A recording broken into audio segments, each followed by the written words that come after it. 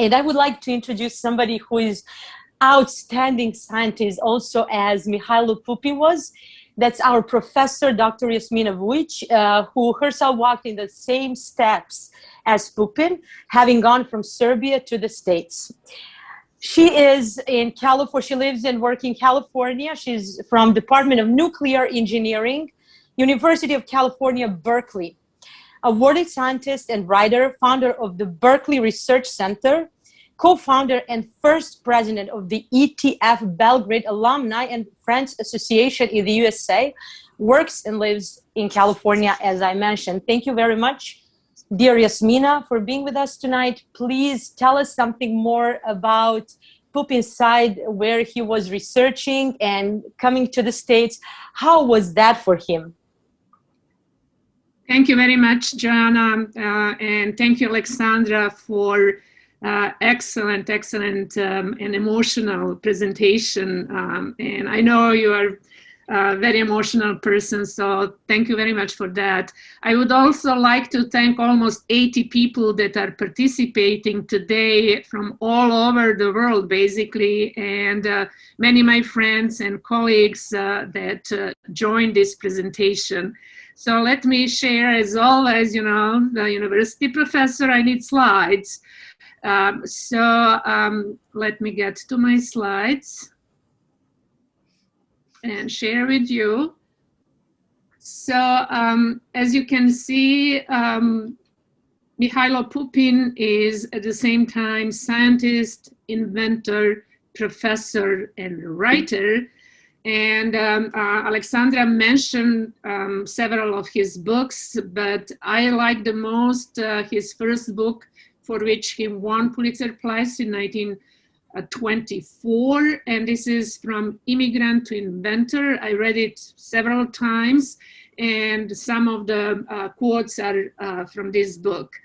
I also gave very long presentation in 2014 at 100th anniversary of establishment of one of the Serbian diaspora organization that Mihajlo Pupin actually established and was one of the first president, which is Serbian National Defense Council.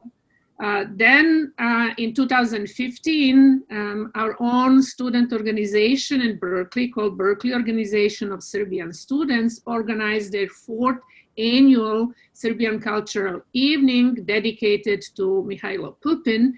And some of the slides that we prepared together are from this presentation. So Pupin came penniless from his village in Idvor, and his parents didn't have any formal education. However, he did have, 5 cents in the pocket, and he came to United States. It's jumping for whatever reason to the next slide, which is okay.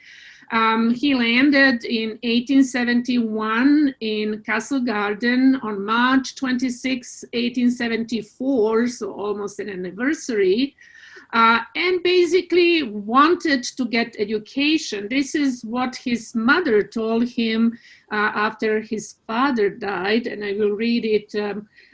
She basically was very religious, and she dreamt that Sensava told her daughter Piada, your boy will soon outgrow the village school of Idvor. Let him then go out into the world when he can find more brain food for his hungry head. And he did exactly that. So from 75 to 79, 1875 to 1879, he worked extremely hard, odd jobs to earn money and to prepare himself for entrance examination at Columbia University. Fortunately, he had a friend who was a classical scholar who helped him by teaching him Latin and Greek and how to recite Greek and Latin verses with flawless rhythm. And he liked poetry. He recited Njegoš in front of the committee. So he he was accepted at Columbia University with full scholarship and spent years from 79 to 83. He basically initially was more interested into classical type of studies, but his enthusiasm for physical sciences was kind of awakened when he witnessed electromagnetic experiment that his professor wrote perform, and this was actually Michael Faraday experiment. And then when he graduated in 1883, he was appointed as a first Tyndall Fellow in Physics from Columbia College. So who is Michael Faraday? He lived in 18th and 19th century. He was English scientist who contributed to the field of electromagnetism and electrochemistry.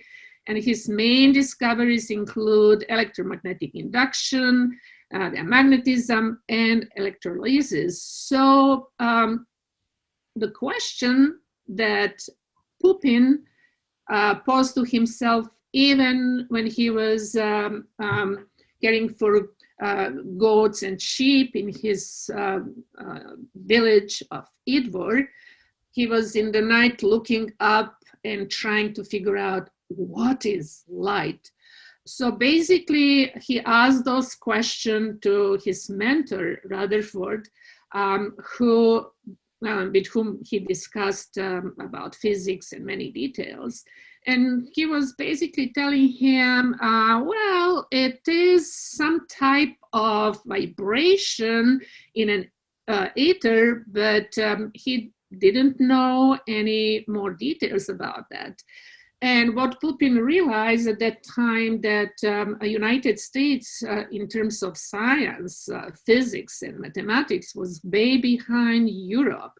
So his mentor told him, if he wants to study physics and math, go to Europe. And there is a new electrical theory by Maxwell, so go to UK, and he did.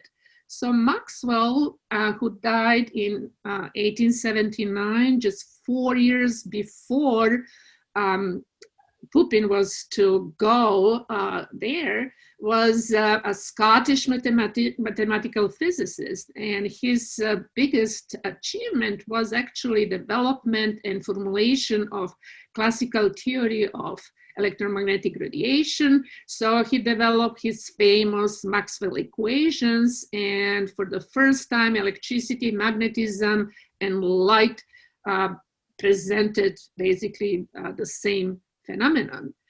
But when Pupin, excited to meet Professor Maxwell, came to Cambridge, he realized that Maxwell died 4 years before his arrival, and that he was succeeded by Lord Rayleigh. However, Pupin didn't know anything about this professor and was just about to turn and go back to States. He was extremely disappointed, but he stayed. And Lord Rayleigh won Nobel Prize in Physics just a few years later. So again, he recommended to Pupin to improve his knowledge of mathematics if he wanted to study physics. So the first study that Pupin did in Cambridge was mathematical physics, and he wanted to understand electromagnetic theory of Maxwell. So he even spent several months in France learning French in order to read famous French mathematician Lagrange. So this is analytical mechanic that would later actually help Pupin in his inventions. And then after 2 years, he got recommendation to go to Berlin if he wanted really to study physics. So he studied physics under great experimental physicist Hermann von Helmholtz, but Helmholtz actually suggested something else for Pupin, and he did a dissertation on osmotic pressure and free energy in 1889. So who was Hermann von Helmholtz? Again, German physicist and physician who made significant contribution to several areas of modern science. But what is also interesting that another student of Helmholtz was Heinrich Hertz, who was the one who experimentally has shown existence of electromagnetic waves that Maxwell predicted with his electromagnetic theory of light. And basically Pupin, after going to Cambridge, studying mathematical physics, and going to Berlin, studying physics under great people, found his answer to the question, what is light? So he was back to Columbia University in 1899 as an instructor, and with his friend and colleague, Francis Crocker, he actually established the first department of electrical engineering, and two of them were the only faculty in that department. And then in 1901, he was appointed professor of electromechanics. So he was teaching courses in theory of electrical engineering, but also establish laboratory, experimental laboratory, mostly from money from his own pocket, because university at that time was not very much interested in investing in some experimental facility in physics.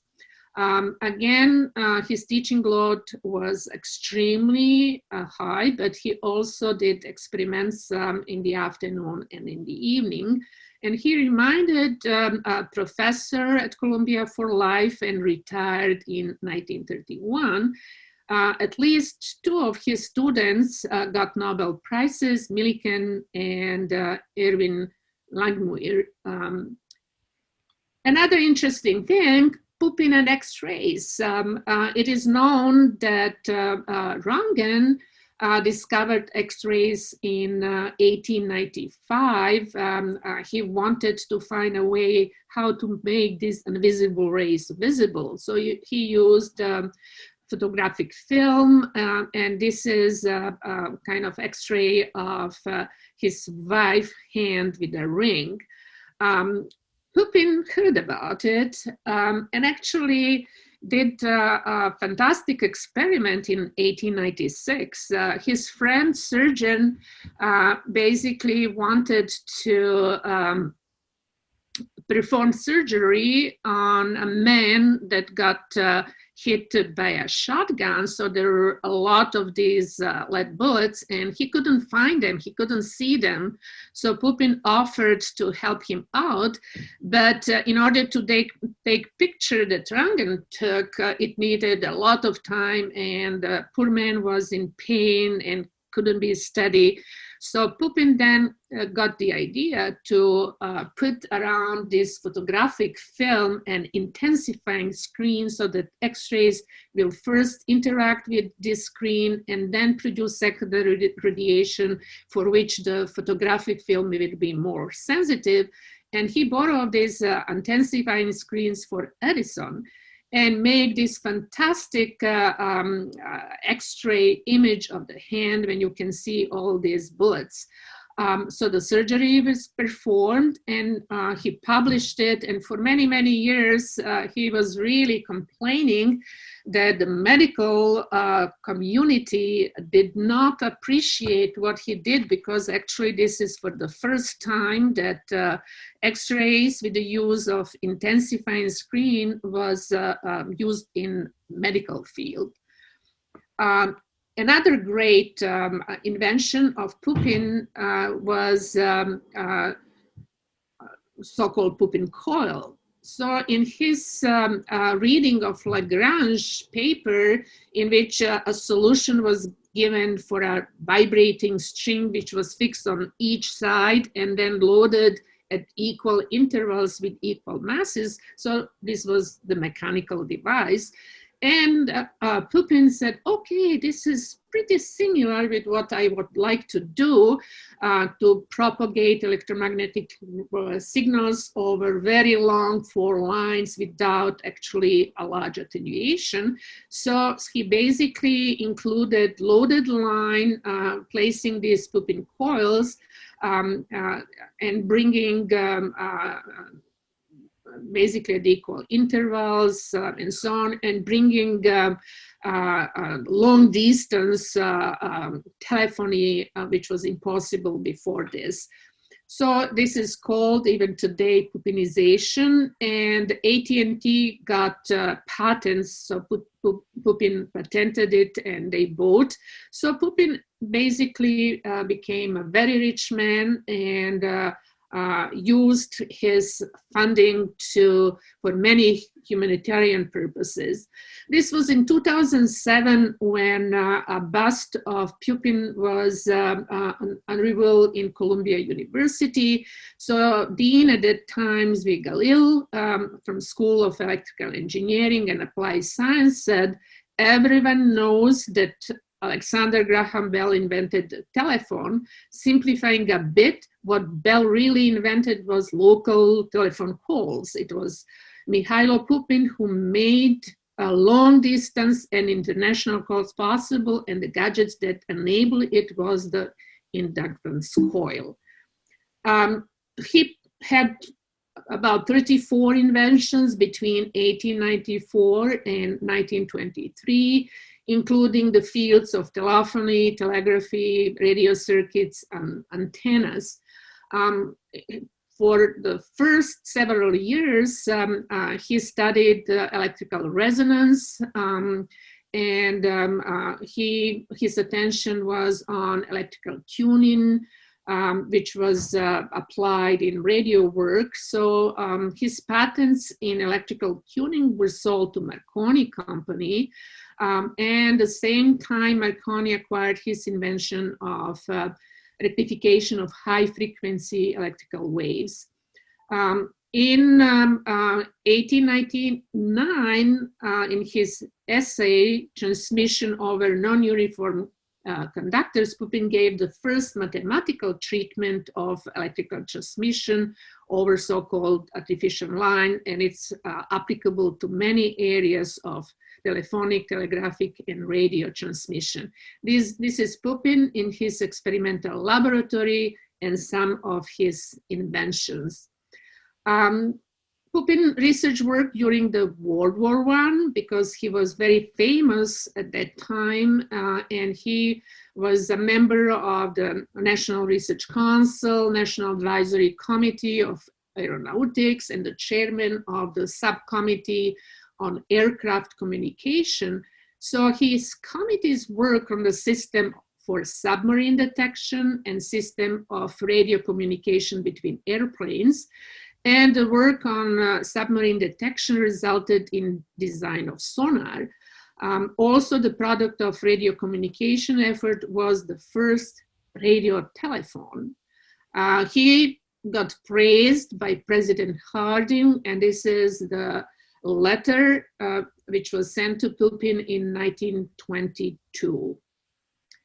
He received a list of honors and awards and honorary degrees from all over the world, and including the White Eagle, the first degree from Kingdom of Yugoslavia in 1929. And on the right, you see Pupin later in his life talking to Einstein.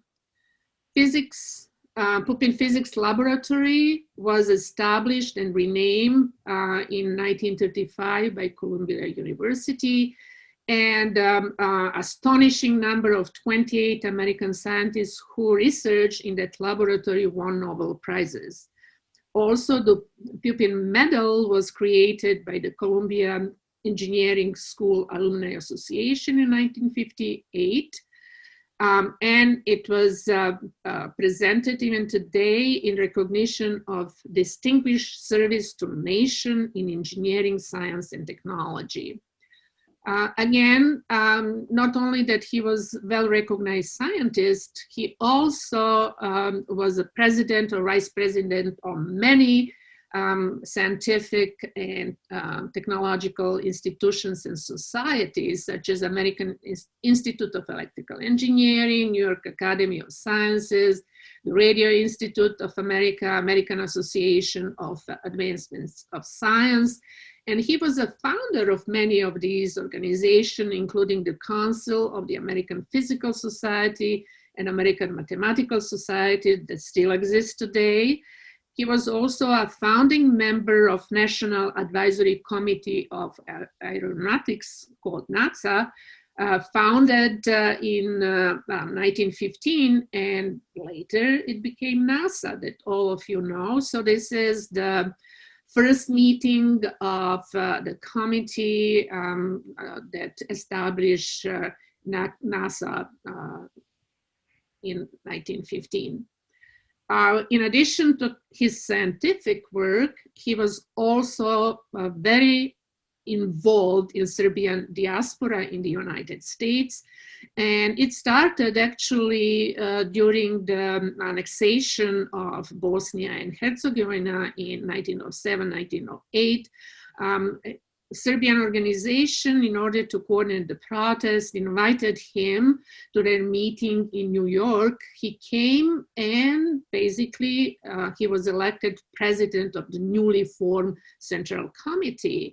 And then in 1909, he called all Serbian organization for all Serbian Congress in Cleveland in order to unite all these organizations under one umbrella, which was called the Union of the United Serb, or Unity, and he was the first president. Then in 1911, the Serbian government appointed Pupin as a honorary consul General of Serbia, served until 1920.